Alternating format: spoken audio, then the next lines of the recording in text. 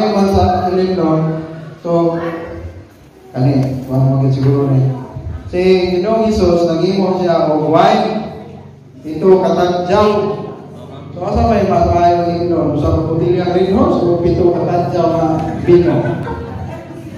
Sige, ako muna ho, Sir Jed. Kana, kumakaya ni mo. Niyiglo ko kay masala na to si Jesus Christ na palahubog man niya. Unang kamulong na. May araw sa ka, di naman insulte, magmumuwali ba? Ang naniya si Jesus Christ palahubog, gama siya kung pinadyaw, niya, ilang kung nga giinom ka na busara ka case. Pero readers, galing.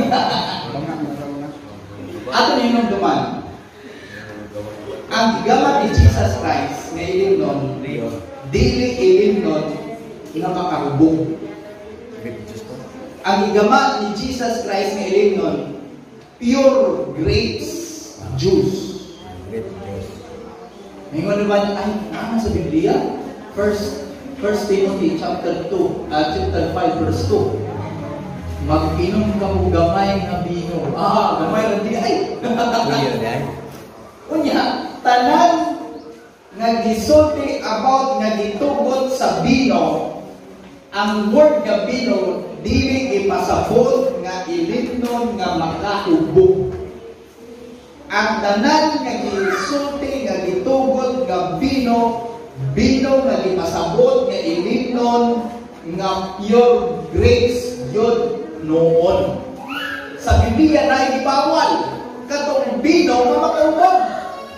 O na ka na mga red horse, ka na mga bulako, ka na mga inana. Pero si Jesus Christ, huwag nagdala si makalubo kayo. Kaya sa Biblia, sa 1 Corinthians chapter 6, verse 9 to 10, di yung basa.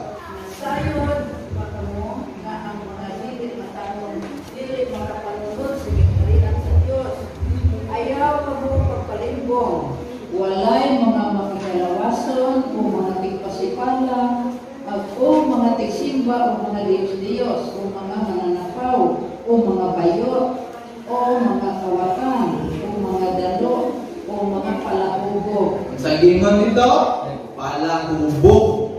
Di yun makasulod sa ginarian sa Diyos. Klaro or dili? Bino magamay. Mo mga excellent. Bino na makahubog. Dili katong pure grapes. Last, Pastor, last. Tadyaw to, sir, pero lahi ang isang Jesus niya kay sa Greek oinos to siya. Dili siya fermented. Buti pa sabon, i-preserve na lang ang inom karon katong ang Ginoong Hesus. Presko kayo to.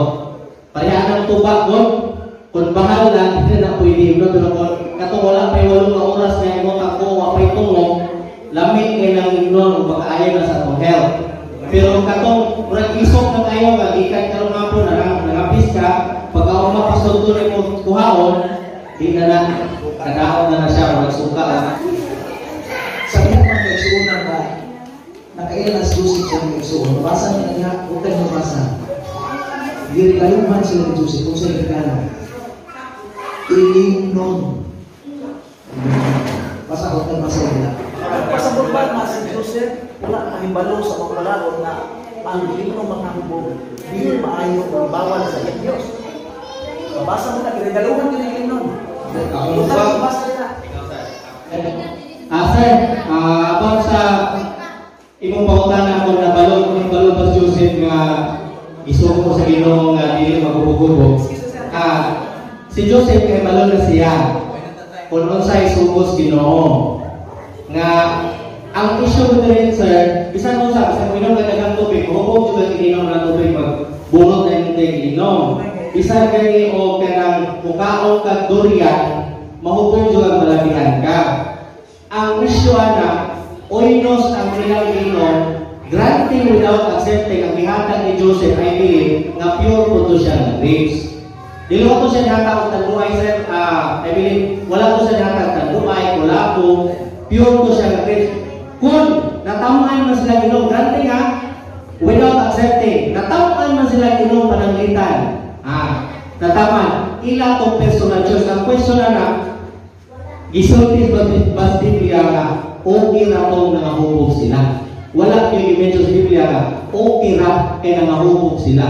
Gisulti itagaan sila buhay, pero siguro kung mas kanindot silang parte, nagpadayon sa Ginoo, nangahubog kay kung yun sa durian na ni malabiyang ikaw, nahubog ka, pero dili ko ipasabot ang inom latan buhay. Okay?